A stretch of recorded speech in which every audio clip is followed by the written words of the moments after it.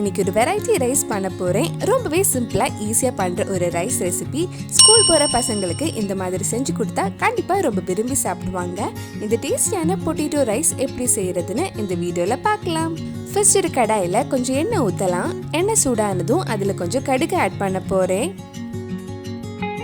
கடுகு வெடிச்சதும் இதுல 1/2 டீஸ்பூன் ஜீரகம், 1/2 டீஸ்பூன் சோம்பு ஆட் பண்ணலாம். கூடவே இதில் ஒரு பிரியாணி இலை, ஒரு சின்ன பீஸ் பட்டை, 2 ஏலக்காய், 2 கிராம்பு, 2 காஞ்ச மிளகாய், கொஞ்சம் கருவேப்பிலையும் ஆட் பண்ணிக்கோங்க. இதெல்லாம் சேர்த்து ஒரு 2 நிமிஷம் வதக்கலாம். இப்போ இதில் சின்னதாக கட் பண்ண ஒரு பெரிய வெங்காயம் சேர்த்து வதக்கலாம். நம்ம சேனலில் இதுக்கு முன்னாடி பண்ண ரைஸ் வெரைட்டிஸ், குக் வித் கோமாளியோட ரெசிபிஸ் எல்லாம் உங்களுக்கு பார்க்கணுன்னா அதோட லிங்க் கீழே டிஸ்கிரிப்ஷனில் இருக்குது. மறக்காமல் அந்த ரெசிபிஸும் போய் பாருங்கள். வெங்காயம் கொஞ்சம் வதங்கி சாஃப்ட் ஆனதும் இதில் 1/2 டீஸ்பூன் இஞ்சி பூண்டு பேஸ்ட் சேர்த்து வதக்கலாம். வெங்காயம் இந்த மாதிரி நல்லா வதங்கினதும் இதில் மீடியம் சைஸில் கட் பண்ண 3 மீடியம் சைஸ் உருளைக்கிழங்கு சேர்த்து அந்த உருளைக்கிழங்கை வேக வைக்க போகிறேன்.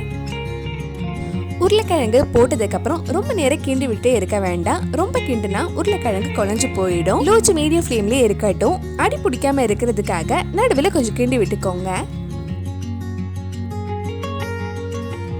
உருளைக்கிழங்கு இப்ப பாதி வெந்து இருக்கு. இனி இதுல தேவையான அளவு உப்பு போட்டு மிக்ஸ் பண்ணலாம்.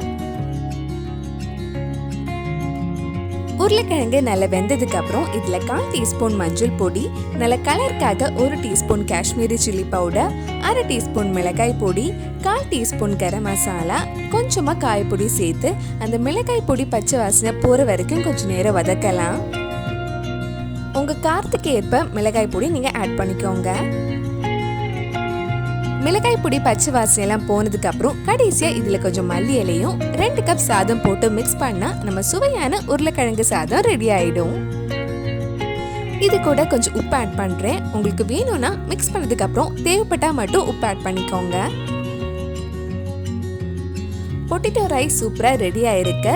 கடைசியா உங்களுக்கு வேணும்னா இன்னும் டேஸ்டியா ஆக்குறதுக்காக இதுல 1 டேபிள் ஸ்பூன் தயிர் ஆட் பண்ணலாம். இது ஆப்ஷனல் தான். தயிர் ஆட் பண்ணலைனாலும் டேஸ்டியா தான் இருக்கும்.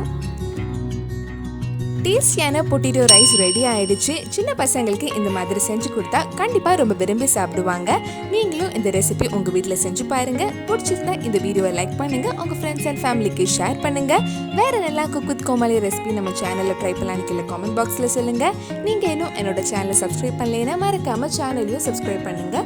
கூடவே அந்த பெல் ஐக்கனையும் பிரஸ் பண்ணா நான் புது வீடியோ போட்ட உடனே உங்க போனுக்கு நோட்டிபிகேஷன் வந்துடும்.